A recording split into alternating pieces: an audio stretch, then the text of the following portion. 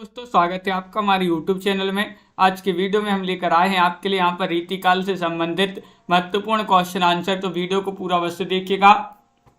अगर आप चैनल पर पहली बार आए हैं तो चैनल को सब्सक्राइब कर लें, वीडियो को लाइक कर लें और ज़्यादा से ज़्यादा वीडियो को शेयर करें। रोज ये शाम को 4 बजे क्लास होती है हिंदी साहित्य की। वीडियो में हम लेकर आए हैं तो चलिए स्टार्ट करते हैं। आज का अपना यहाँ पर फर्स्ट क्वेश्चन पूछा गया, देखिएगा सीतेश जी और यहाँ पर लवली जी, तनु जी, राजीव जी। आज का फर्स्ट क्वेश्चन यहाँ पर दिया गया है, निम्नलिखित विकल्पों में से रीतिकालीन कवि कौन से हैं। यहाँ पर आपके लिए चयन करना है कि कौन से कवि रीतिकालीन हैं।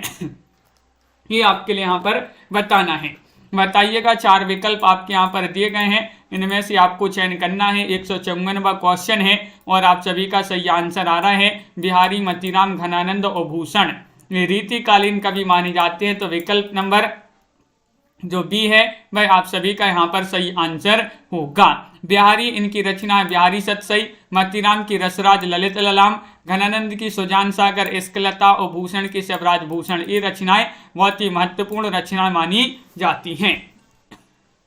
क्वेश्चन नंबर आपसे यहाँ पर पूछा गया है कौन सा, यहाँ पर 155वां क्वेश्चन दिया गया है, रीतिकाल का कौन सा कवि वीर रस की काव्य रचना के लिए प्रसिद्ध है। रीतिकालीन कवि बताना है वह कौन से हैं। मतीराम है, भूषण है, चिंतामणि है या फिर घनानंद है। इन 4 विकल्पों में से आपके लिए चयन करना है। सही आंसर पिंकी जी, आस्था जी। और आप सभी का यहाँ पर सही आंसर है कि वीर रस की रचनाओं के लिए रीतिकाल में जो सबसे अधिक प्रसिद्ध थे वह भूषण जी थे। कौन थे? भूषण। तो बी वाला विकल्प आपका यहाँ पर सही आंसर होगा। शिवराज भूषण इनकी रचना मानी जाती है। क्वेश्चन नंबर आपसे यहाँ पर 156वां क्वेश्चन यहाँ पर पूछा गया है कि पद्माकर द्वारा रचित अलंकार ग्रंथ कौन सा है। अलंकार ग्रंथ बताना है भाषा भूषण है, रामचंद्राभरण है, काव्यालंकार है या फिर पद्माभरण है। 156 में आपके लिए यहाँ पर चयन करना है। बहुत ही महत्वपूर्ण क्वेश्चन आपका यहाँ पर दिया गया है और आप सभी का यहाँ पर क्या होगा सही आंसर। राजन जी, हाँ बहुत बढ़िया। आज जो है मैच में मजा आया है और आप सभी का यहाँ पर क्या होगा सही आंसर। पद्माकर द्वारा रचित अलंकार ग्रंथ बताना है कौन सा माना जाता है। तो विकल्प नंबर आपका जो डी है वह सही आंसर है, यानी कि पद्माभरण। पद्माभरण आप सभी का यहाँ पर सही आंसर होगा। अलंकार ग्रंथ माना जाता है। जयपुर नरेश प्रताप शाही ने प्रताप शाही ने पद्माकर को कविराज शिरोमणि की उपाधि दी थी, जो कि कई बार पूछा जाता है। बिल्कुल सही। अगला क्वेश्चन यहाँ पर देखिएगा। क्वेश्चन नंबर आपसे यहाँ पर पूछा है 157वां क्वेश्चन है, मतीराम द्वारा रचित ग्रंथ आपके लिए बताना है कौन सा मतीराम का ग्रंथ माना जाता है। कृष्णायन है या फिर यहाँ पर जगत विनोद है या फिर ललित ललाम है या राम रस चंद्रिका है। और आप सभी का यहाँ पर क्या होगा सही आंसर, चयन कीजिएगा। 4 विकल्प दिए गए हैं शिल्पा जी और आप सभी का 157 में आप सभी का सही आंसर आ रहा है कि ललित ललाम। जो विकल्प नंबर सी है वह आपका यहाँ पर सही आंसर होगा। ललित ललाम आप सभी का सही आंसर है। बहुत बढ़िया, सभी लोगों ने यहाँ पर सही आंसर बताया है। ये मतीराम जी का ग्रंथ माना जाता है। और मतीराम जी के अन्य ग्रंथों की बात करें तो यहाँ पर देखिए फूलमंजरी, लक्षण श्रृंगार, साहित्यसार, रसराज सतसई, अलंकार, पंचाशिका और वृत्त कौमुदी। ये रचना इन्हीं की मानी जाती हैं। किनकी? मतीराम जी की। अगला क्वेश्चन यहाँ पर पूछा गया है। क्वेश्चन नंबर आपसे यहाँ पर 158 पूछा गया है कि इनमें से आपको बताना है किसने आदिकाल को जयकाल और रीतिकाल को कलाकाल कहा है। बताइए, चयन कीजिएगा। महत्वपूर्ण क्वेश्चन यहाँ पर पूछा गया है। इनमें से आपके लिए बताना है किसने आदिकाल को जयकाल और रीतिकाल को कलाकाल कहा है। तो आप सभी का यहाँ पर सही आंसर होगा विकल्प नंबर बी सही आंसर है। डॉक्टर रमाशंकर शुक्ल रसाल ने। किन्होंने? डॉक्टर रमाशंकर शुक्ल रसाल। आपका यहाँ पर जो बी वाला विकल्प है वह आप सभी का यहाँ पर सही आंसर होगा। बहुत बढ़िया। अगला क्वेश्चन यहाँ पर देखिएगा। क्वेश्चन नंबर आपसे यहाँ पर पूछा गया 159वां क्वेश्चन है, पंडित और प्रवीणन को जोई चित्त हरे सो कवित्व कहावे। यह जो है किस कवि का कथन माना जाता है, ये आपके लिए यहाँ पर चयन करना है। बताइए। चयन कीजिएगा। महत्वपूर्ण क्वेश्चन यहाँ पर पूछा गया है और आप सभी का सही आंसर अनीता जी, रोहिणी जी, विकल्प नंबर आपका यहाँ पर जो सी है ठाकुर जी का एक कथन ये पंक्ति मानी जाती है, तो विकल्प नंबर आपका 3 यहाँ पर सही आंसर होगा। बहुत बढ़िया, बिल्कुल सही आंसर आप लोगों ने यहाँ पर चयन किया है ठाकुर।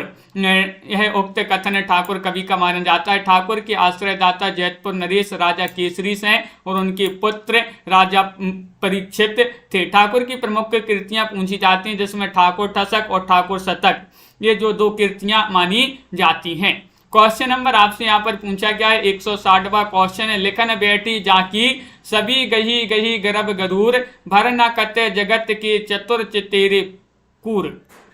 अपर्याप्त दोहे के संदर्भ में बतलाइए कि निम्नलिखित में से किस कारण से चित्रकार नायिका की छवि यानी कि पोर्ट्रेट को चित्रित करने में सफल नहीं हो पाते हैं, बताइएगा। ये आपके यहाँ पर 4 विकल्प यहाँ पर दिए गए हैं, इनमें से आपको चयन करना है। बताइए क्या होगा सही आंसर,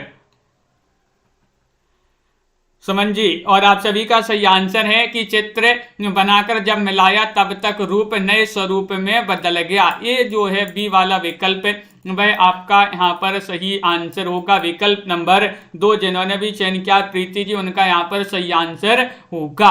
अगला क्वेश्चन यहाँ पर देखिएगा 61वां क्वेश्चन पूछा गया है, भरी रही भनक बनक ताल तालन की तनक तनक तामे खनक चुरीन की।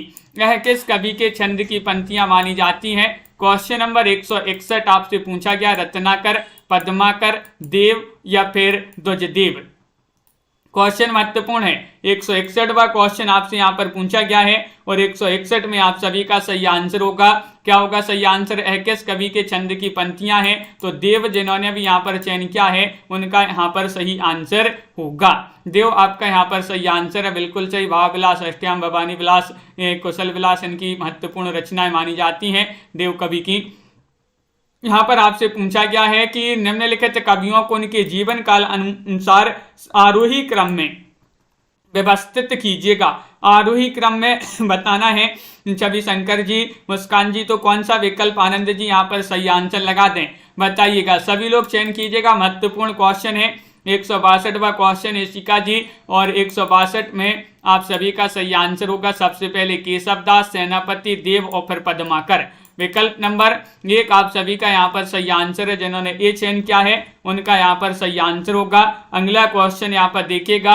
क्वेश्चन नंबर आपसे यहाँ पर क्या पूछा गया है, देखिए सबसे पहले आते हैं कौन, केशवदास, फिर उनके बाद सेनापति, सेनापति के बाद देव और देव के बाद पद्माकर। इनका जीवन काल माना जाता है 1753 से 1833 ईस्वी। किनका, पद्माकर का। क्वेश्चन नंबर आपसे यहाँ पर पूछा गया है कौन सा, यहाँ पर निम्नलिखित में से कौन सा एक कवि लक्षण ग्रंथकार नहीं है, बताइए। हाँ तो भावना जी, तो क्वेश्चन नंबर आपका यहाँ पर 63 पूछा गया है, तो 63 में आप सभी का सही आंसर होगा। कौन सा एक कवि लक्षण ग्रंथकार नहीं है, देखिएगा नहीं पूछा है आपसे तो आपका यहाँ पर सही आंसर होगा घनानंद। घनानंद आपका सही आंसर है। घनानंद जो है लक्षण ग्रंथकार नहीं है, ये रीति मुक्त धारा के कवि हैं। इनका जन्म 1689 ईस्वी में बुलंदशहर में इनका जन्म हुआ था। पूछा जाता है इनका जन्म कहाँ हुआ था, और यह निम्बार्क संप्रदाय में दीक्षित थे। इनके आश्रयदाता मोहम्मद शाह रंगीले थे और सुजान सार, इश्कलता, ब्रहलीला, वियोग बेली, कोकसार, कृपाकंद, रसकेली वल्ली और यमुना यश, ये इनकी महत्वपूर्ण रचनाएं मानी जाती हैं। किनकी, घनानंद जी की, जो कि पूछी जाती हैं। क्वेश्चन नंबर आपसे यहाँ पर पूछा गया है 64वां क्वेश्चन है, महत्वपूर्ण है। देखिएगा कि आचार्य रामचंद्र शुक्ल हिंदी रीति ग्रंथों की अखंड परंपरा किससे मानती हैं, केशवदास से या फिर चिंतामणि से या कृपाराम से या फिर देव कवि से। 164 में आपके लिए चयन करना है। महत्वपूर्ण क्वेश्चन यहाँ पर पूछा गया है और आप सभी का यहाँ पर सही आंसर आ रहा है विकल्प नंबर बी यानी कि चिंतामणि। ये तो सभी को पता होगा, आचार्य शुक्ल जी हिंदी रीति ग्रंथों की अखंड परंपरा जो है किससे मानते हैं, चिंतामणि जी से मानते हैं। चिंतामणि त्रिपाठी आपका बी वाला जो विकल्प है वह आप सभी का यहाँ पर सही आंसर होगा। क्वेश्चन नंबर 165 पूछा है कि निम्नलिखित में से रीति मुक्त काव्यधारा के कवि का नाम बताइए। रीति मुक्त काव्यधारा के कवि कौन है बताइएगा, चयन कीजिएगा अंश जी। बिहारी हैं, केशव हैं, श्रीपति हैं या फिर घनानंद हैं। महत्वपूर्ण क्वेश्चन पूछा गया, रीति मुक्त काव्यधारा के कवि का नाम बताइएगा। जो रीति मुक्त काव्यधारा के कवि हैं तो आप सभी का यहाँ पर सही आंसर होगा घनानंद। घनानंद आपका यहाँ पर सही आंसर होगा, बिल्कुल सही। विकल्प नंबर यहाँ पर जिन्होंने भी चयन किया है डी, उनका सही आंसर है। बिहारी रीतिबद्ध की मानी जाती, रीति सिद्ध के बिहारी माने जाते हैं, बिल्कुल सही आंसर है। और सभी लोगों ने यहाँ पर सही आंसर चयन किया है, घनानंद आपका यहाँ पर सही आंसर होगा।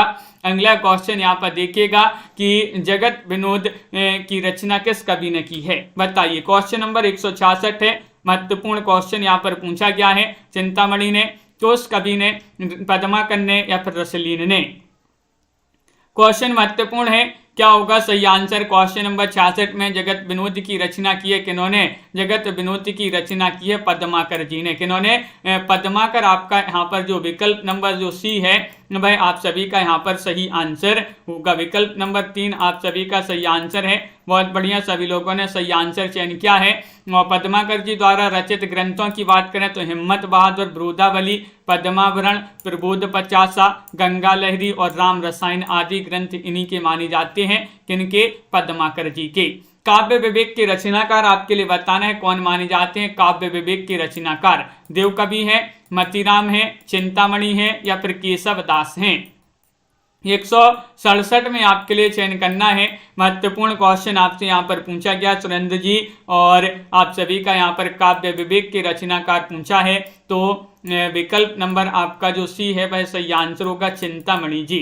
चिंतामणि जी माने जाते हैं। विकल्प नंबर आपका 3 यहाँ पर सही आंसर होगा। काव्य विवेक के रचनाकार चिंतामणि हैं और रस विलास, छंद विचार पिंगल और यहाँ पर श्रृंगार मंजरी, काव्य प्रकाश आदि ग्रंथ इन्हीं के जो हैं माने जाते हैं। बहुत बढ़िया। अगला क्वेश्चन यहाँ पर क्या पूछा गया है।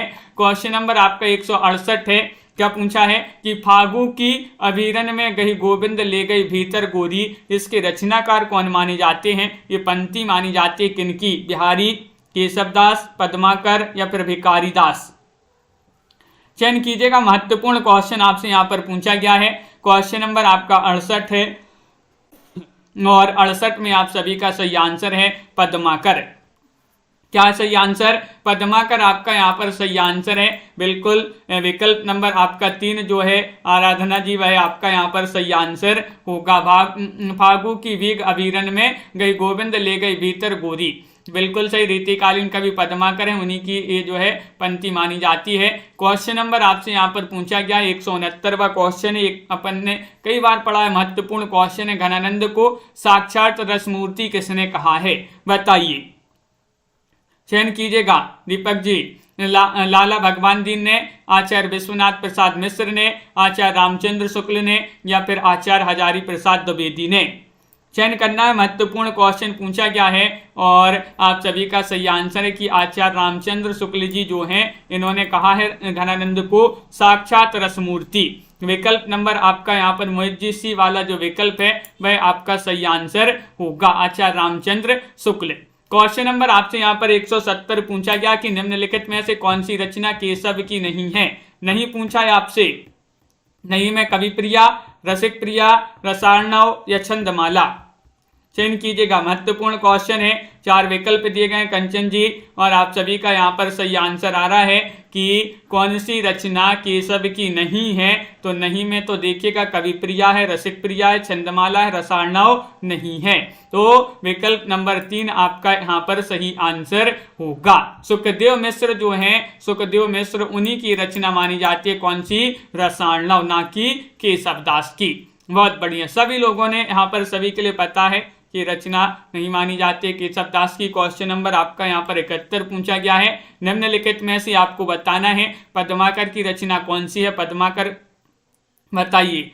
पढ़िए अपन ने, पद्माकर की रचना है प्रेम वाटिका है, ललित ललाम है, कवि प्रिया है, जगत विनोद। चयन कीजिएगा। 4 विकल्प आपके दिए गए हैं।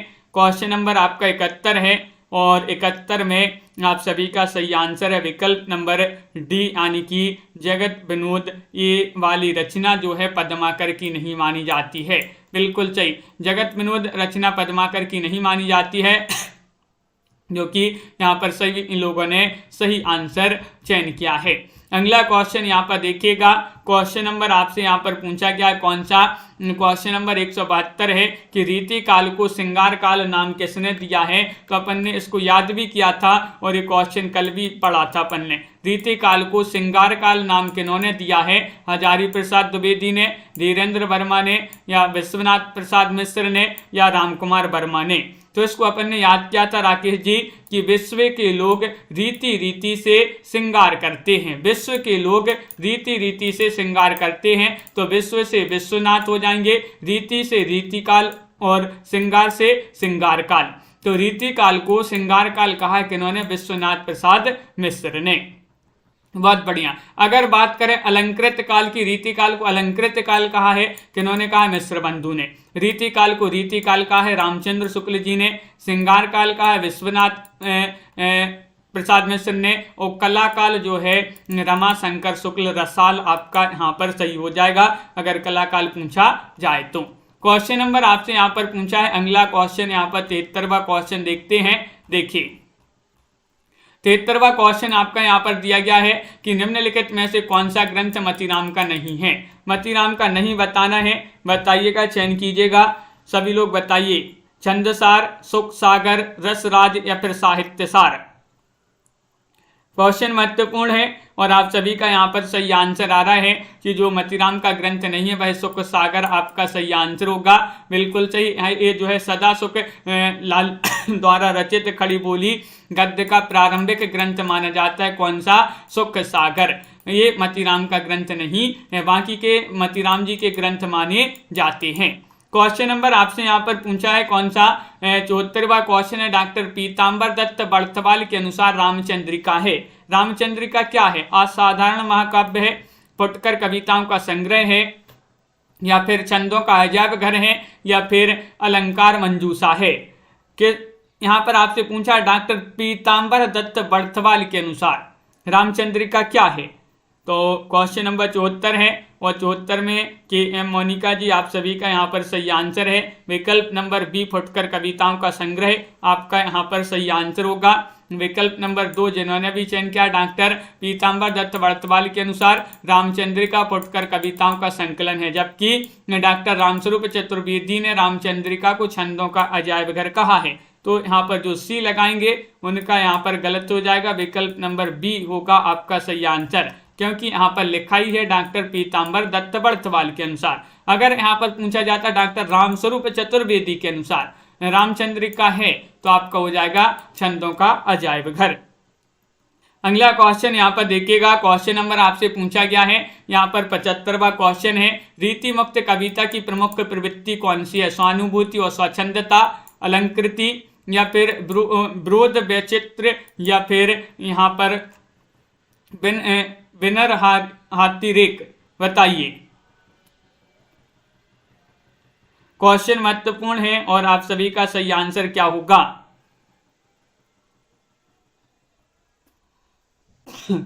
और आप सभी का यहाँ पर सही आंसर होगा विकल्प नंबर 1 यानी कि स्वानुभूति और स्वच्छंद। विकल्प नंबर 1 आपका यहाँ पर सही आंसर है। बहुत बढ़िया, सभी लोगों ने यहाँ पर एक जिन्होंने भी चयन किया है उनका यहाँ पर सही आंसर होगा। सभी लोगों ने यहाँ पर सही आंसर चयन किया है। क्वेश्चन नंबर आपसे यहाँ पर 76 पूछा गया है। क्या पूछा है? है रतपाल की गयंद ग्रह ग्राम चारू, आखिर लगाए लेत लाखन के सामा हो। उक्ति है, उक्ति जो है किस कवि की है? बताइए। ये उक्ति आपके लिए चयन करना है। राजीव जी मतीराम की उक्ति है, देवकवि की उक्ति है, या फिर कुलपति मिश्र, या फिर यहाँ पर पद्माकर। 176 में आपके लिए चयन करना है। 4 विकल्प आपके यहाँ पर दिए गए हैं। महत्वपूर्ण क्वेश्चन है और बिल्कुल विनय कुमार जी आपका भी नाम ले लिया। 176 में आपका डी सही आंसर है, पद्माकर। पद्माकर आपका यहाँ पर सही आंसर होगा। विकल्प नंबर 4 जिन्होंने भी चयन किया है उनका यहाँ पर सही आंसर होगा। बिल्कुल सही आंसर आप लोगों ने चयन किया है। और अगर पूछा जाता आपसे कि कुंदन को रंग फीको लगे झलके सब चारु गोराई, ये जो पंक्ति है मतीराम की पंक्ति मानी जाती है। बड़े बड़े नैनन सो आंसू भरी भरी ढरी, ये देव कवि की रचना है, सॉरी पंक्ति है। ऐसन कुंज बनी छवि पुंजे रहे अली गुंजत यो सुख लीजे, ये पंक्ति जो है कुलपति मिश्र की मानी जाती है। अगला क्वेश्चन देखिएगा, क्वेश्चन नंबर 77 आपसे पूछा गया है, महत्वपूर्ण है कि निम्नलिखित में से रीति मुक्त काव्य की विशेषताओं के संदर्भ में कौन सा वाक्य गलत है। रीति मुक्त काव्य भक्ति प्रधान है, रीति मुक्त कवियों की प्रेम संबंधी धारणा रीतिबद्ध कवियों से भिन्न है, रीति मुक्त काव्य पर फारसी का प्रभाव नहीं है, या रीति मुक्त कवियों का प्रेम वर्णन व्यथा प्रधान है। बताइए रीति मुक्त काव्य की विशेषता के संदर्भ में कौन सा वाक्य गलत है। 77वां क्वेश्चन है और आप सभी का यहाँ पर 77 में सही आंसर होगा। क्या होगा सही आंसर, जल्दी से बताइएगा। महत्वपूर्ण क्वेश्चन यहाँ पर पूछा गया है विंकी जी, और आप सभी का यहाँ पर सभी लोग, नीतू जी सी बता रहे हैं कि रीति मुक्त काव्य पर फारसी का प्रभाव नहीं है, ये वाला आपका सही आंसर होगा। विकल्प नंबर 3 आपका सही आंसर है, बिल्कुल सही, बहुत बढ़िया, सभी लोगों ने यहाँ पर चयन किया है। अगला क्वेश्चन यहाँ पर देखिएगा, क्वेश्चन नंबर 78 आपसे पूछा गया है कि मध्यकाल में ब्रज भाषा के साहित्यिक स्वरूप को समृद्ध करने में किसी की भूमिका नहीं रही। नहीं पूछा है आपसे भूषण या फिर घनानंद बिहारी या फिर नूर मोहम्मद। बताइए क्या होगा सही आंसर, सभी लोग चयन करिएगा, लाइक अवश्य कर लेंगे। जिन्होंने अभी तक लाइक नहीं किया है लाइक करते जाइएगा सभी लोग। और 78 में आप सभी का डी सही आंसर है कि नूर मोहम्मद की कोई भूमिका नहीं रही है। विकल्प नंबर आपका 4 सही आंसर है। नूर मोहम्मद जो है अवधी भाषा के कवि हैं, इनकी कृति पूछी जाती है अनुरागवांश्री और इंद्रावती। ये 2 कृतियां हैं इनकी जो कि अवधी भाषा में हैं, और मध्यकाल में ब्रजभाषा के साहित्यिक स्वरूप को समृद्ध करने में इनकी भूमिका नहीं रही है। क्वेश्चन नंबर आपसे यहाँ पर पूछा गया 79 की ऐतिहासिक दृष्टि से निम्नलिखित रीतिकालीन कवियों का सही अनुक्रम क्या होगा। ऐतिहासिक दृष्टि से आपसे पूछा गया है, 179वां क्वेश्चन है, 4 विकल्प आपके यहाँ पर दिए गए हैं, क्या होगा सही आंसर बताइए, चयन कीजिएगा सभी लोग। तनु जी और आप सभी का सही आंसर है कि सबसे पहले यहाँ पर बिहारी, मतीराम, घनानंद और उनके बाद पद्माकर। विकल्प नंबर 3 आपका यहाँ पर क्या होगा सही आंसर होगा बिहारी। देखिएगा इनका जन्म 1595 और 1595 से 1663 इनकी जन्म समय सीमा मानी जाती है। और मतीराम जो है, मतीराम की जो समय सीमा मानी जाती है वह 1617 से 1701, घनानंद 1689 से 1739 और पद्माकर 1753 से 1833, ये जो है इनकी समय सीमा मानी जाती है। तो बहुत बढ़िया, आगे बढ़ते हैं। क्वेश्चन नंबर आपसे पूछा गया यहाँ पर 80 महत्वपूर्ण है। रीतिकाल के सर्वांग निरूपक कवि वे हैं जिन्होंने काव्य के समस्त अंगों का विवेचन अपने ग्रंथों में किया है। अतः निम्नलिखित में से रीतिकाल का कौन सा ऐसा कवि नहीं है जिसकी गणना सर्वांग निरूपक कवियों में की जाती है। बताइए, कुलपति मिश्र, देव, मतीराम या फिर चिंतामणि। क्वेश्चन महत्वपूर्ण है रीमा जी, और आप सभी का सही आंसर होगा विकल्प नंबर आपका यहाँ पर 3 सही आंसर है। मतीराम आपका जो है सही आंसर होगा, सी वाला विकल्प आपका सही राइट आंसर है। मतीराम कवि ऐसे कवि हैं जिनकी गणना सर्वांग निरूपक निरूपण में नहीं की जाती है, जबकि कुलपति मिश्र, देव और चिंतामणि सर्वांग निरूपण के कवि हैं। तो विकल्प नंबर सी आप सभी का यहाँ पर जो है सही आंसर होगा। अगला क्वेश्चन यहाँ पर पूछा गया है, देखिएगा क्वेश्चन नंबर 81 है कि जिन दिन देखे बेकुसुम गई सो बीती बहार, अब अली रही गुलाब में अपत कटीली डार। यह प्रसिद्ध दोहा किस कवि का माना जाता है। रसलीन का, ग्वाल कवि, बिहारी या फिर भिखारी दास। क्वेश्चन महत्वपूर्ण है। क्वेश्चन नंबर 181 आपसे पूछा गया है निया जी, और 181 में आप सभी का यहाँ पर सही आंसर आ रहा है कि ये दोहा जो है कि जिन दिन देखे बेकुसुम गई सो बीती बहार, अब अली रही गुलाब में अपत कटीली डार बिहारी। आप सभी का यहाँ पर सही आंसर होगा विकल्प नंबर सी। जिन्होंने भी चयन किया कि बिहारी का दोहा है तो उनका यहाँ पर सही आंसर होगा, बिल्कुल सही आंसर है, बहुत बढ़िया। अगला क्वेश्चन यहाँ पर देखिएगा, बिहारी ने मात्र एक कृति की रचना की है, वह है बिहारी सतसई। क्वेश्चन नंबर आपसे 182 पूछा है, कविता उनकी सिंगारी है पर प्रेम की उच्च भूमि पर नहीं पहुंचती, नीचे ही रह जाती है। बिहारी की कविता के संदर्भ में यह कथन किस आलोचक का है, वह आपके लिए आलोचक बताना है कौन है। रामविलास शर्मा है, या फिर हजारी प्रसाद द्विवेदी हैं, रामचंद्र शुक्ल हैं, या फिर नामवर सिंह हैं। चयन कीजिएगा, महत्वपूर्ण क्वेश्चन है और आप सभी का यहाँ पर सही आंसर होगा विकल्प नंबर सी, यानी कि रामचंद्र शुक्ल जी का ये प्रसिद्ध कथन माना जाता है। विकल्प नंबर 3 जिन्होंने भी यहाँ पर चयन किया है उनका यहाँ पर सही आंसर होगा, बहुत बढ़िया, जो कि सभी लोगों ने यहाँ पर सही आंसर चयन किया है। क्वेश्चन नंबर आपसे यहाँ पर दीना जी 183 पूछा गया है, इनमें से कौन सी रचना चिंतामणि की नहीं है। तो देखिएगा आपसे क्या पूछा है, नहीं पूछा है साहित्य दर्पण, काव्य विवेक, कवि कुल कल्पतरु या फिर काव्य प्रकाश। नहीं बताना है कौन सी रचना चिंतामणि की नहीं है, चयन कीजिएगा।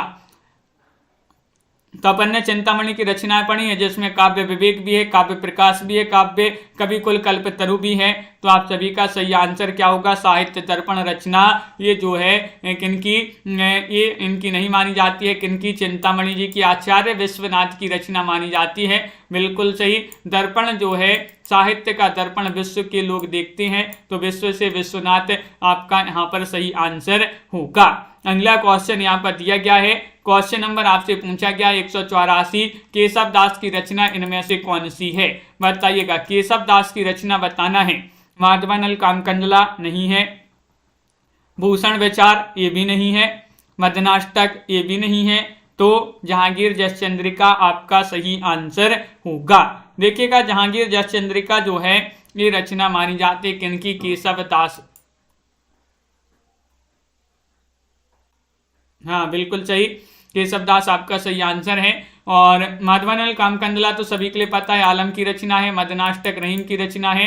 और आगे बढ़ते हैं, क्वेश्चन नंबर आपसे यहाँ पर 185 पूछा गया है कि प्रेम की पीर ही को लेकर इनकी वाणी का प्रादुर्भाव हुआ। आलोचक रामचंद्र शुक्ल का ये कथन है, रीतिकाल के किस कवि के संदर्भ में इन्होंने ये कथन कहा है, बताइए। अगर ये कथन पूछा जाए कि प्रेम की पीर ही को लेकर इनकी वाणी का प्रादुर्भाव हुआ है, ये कथन किसका है, तो लगा दीजिएगा रामचंद्र शुक्ल जी का। किसके लिए है, किसके संदर्भ में एक कथन है, तो आपका सही आंसर होगा घनानंद। घनानंद आपका यहाँ पर विकल्प नंबर 1 जो है वह सही आंसर होगा, बहुत बढ़िया। विकल्प नंबर 1 जिन्होंने भी चयन किया है उनका यहाँ पर सही आंसर होगा। क्वेश्चन नंबर आपसे यहाँ पर 86 पूछा गया कि राजनीतिक रूप से रीतिकाल मुगलों के शासन के वैभव के चरमोत्कर्ष का युग है, उत्थान का युग है, विस्तार का युग है, चरमोत्कर्ष के बाद उत्तरोत्तर ह्रास और पतन का युग है। 186वां क्वेश्चन आपसे पूछा गया है और 186 में आप सभी का सही आंसर है राजनीतिक रूप से रीतिकाल मुगलों के शासन के वैभव की, बताइए क्या होगा सही आंसर। तो सभी लोग बता रहे कि डी वाला विकल्प चरमोत्कर्ष के बाद उत्तरोत्तर ह्रास और पतन का युग है। तो विकल्प नंबर आपका जो 4 है वह आप सभी का यहाँ पर सही आंसर होगा। अगला क्वेश्चन यहाँ पर देखिएगा, यहाँ पर थोड़ी से क्वेश्चन छूट गए हैं, चलिए आगे बढ़ते हैं। तो निम्नलिखित रस प्रतिपादक कृतियों को उनके रचनाकारों के साथ सम्मिलित करना है, चलिए सम्मिलित कर देते हैं। यहाँ पर एक कृतियां दी गई हैं, यहाँ रचनाकार दिए गए हैं, यहाँ पर कोड दिए गए हैं। तो चलिए इन कोड की सहायता से आपको बताना है कौन सा विकल्प आपका यहाँ पर सही आंसर होगा।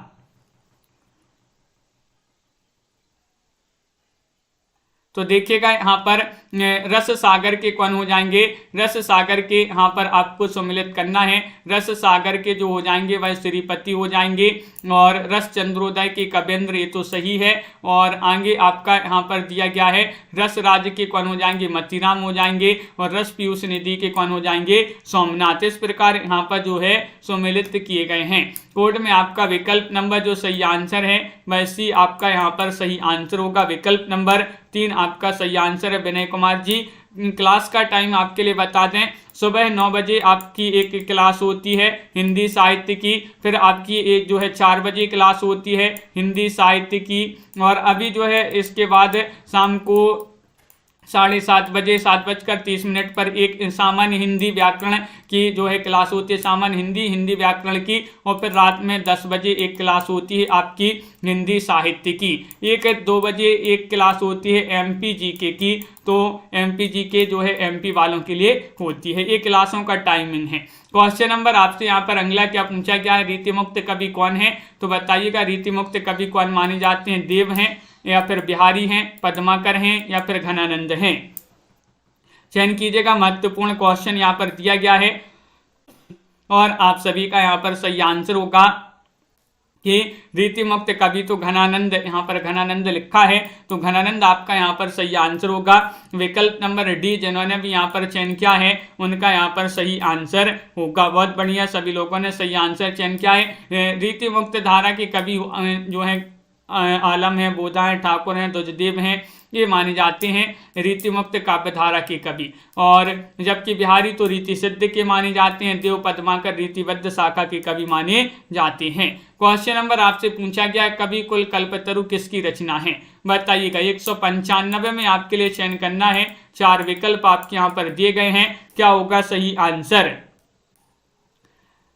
कवि कुल कल्पतरु कुलपति मिश्र, या फिर यहाँ पर चिंतामणि त्रिपाठी, मतीराम या फिर देव कवि।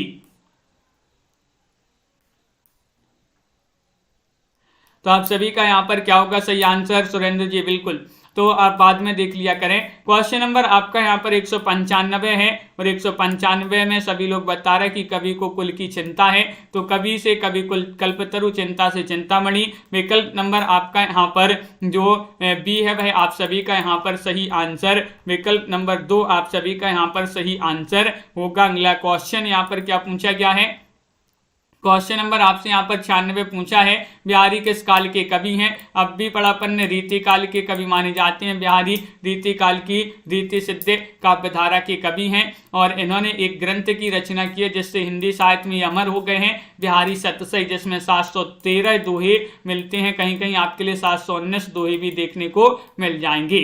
और अगला क्वेश्चन यहाँ पर देखिएगा, क्वेश्चन नंबर आपसे यहाँ पर 97 पूछा गया है कि ध्वजदेव किस परंपरा के कवि हैं। ध्वजदेव बताना है, ध्वजदेव आते हैं रीतिबद्ध परंपरा के अंतर्गत, रीतिमुक्त, रीति सिद्ध या फिर भक्ति परंपरा के अंतर्गत, बताइए। चयन कीजिएगा, महत्वपूर्ण क्वेश्चन है। क्वेश्चन नंबर आपका यहाँ पर 97 पूछा गया है, और 97 में आप सभी का सही आंसर आ रहा है रीति मुक्त काव्यधारा। जो रीति काल की, रीति काल को 3 भागों में बांटा गया है, रीतिबद्ध, रीति मुक्त और रीति सिद्ध। तो रीति मुक्त के माने जाते हैं कौन, ध्वजदेव, बिल्कुल सही आंसर है, बहुत बढ़िया, ध्वजदेव कवि हैं। और घनानंद आलम बोधा भी इसी जो है काव्यधारा के अंतर्गत आते हैं। रसिक प्रिया किसकी रचना है, क्वेश्चन नंबर 98 है। 98 बताना, पद्माकर, देव, केशवदास या फिर भूषण, किन की रचना मानी जाती है।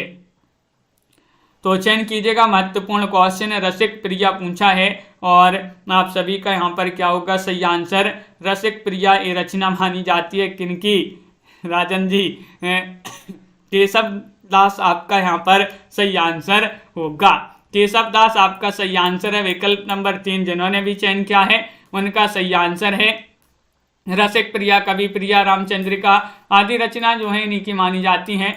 और अगला क्वेश्चन यहाँ पर पूछा गया है, क्वेश्चन नंबर आपका 199 है, महत्वपूर्ण है।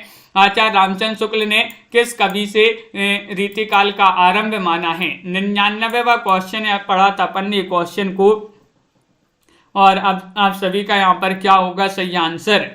ऋतु जी, मतीराम हैं, केशवदास हैं, चिंतामणि त्रिपाठी हैं या फिर बिहारी हैं।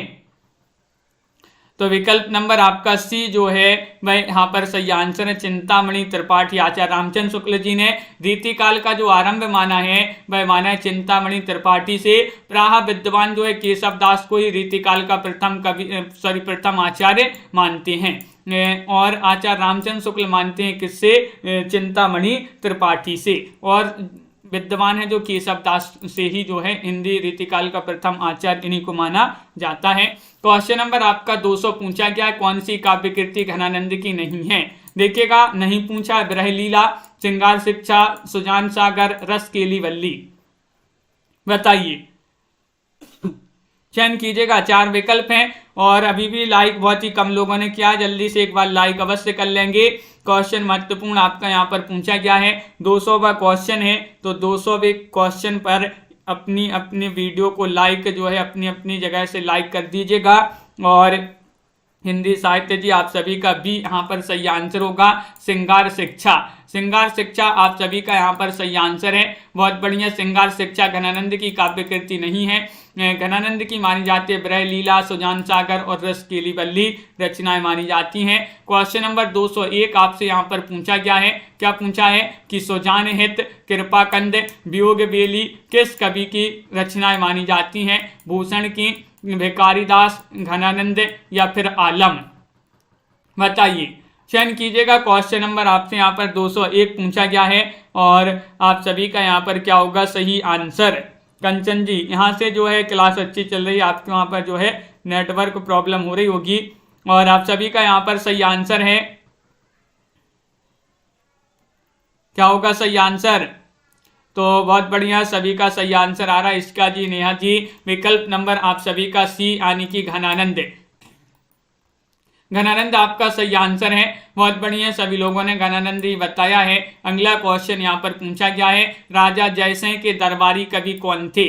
राजा जयसिंह के दरबारी कवि थे भूषण या फिर यहाँ पर बिहारी, मतीराम या फिर सेनापति? चयन कीजिएगा। महत्वपूर्ण क्वेश्चन यहाँ पर दिया गया है। क्वेश्चन नंबर आपका 202 है और 202 में आप सभी का यहाँ पर संध्या जी जो सही आंसर आ रहा है, राजा जयसिंह के दरबारी कवि कौन थे? तो वह थे बिहारी जी। कौन थे? बिहारी जी आपका यहाँ पर सही आंसर होगा। विकल्प नंबर 2 आपका यहाँ पर सही आंसर है।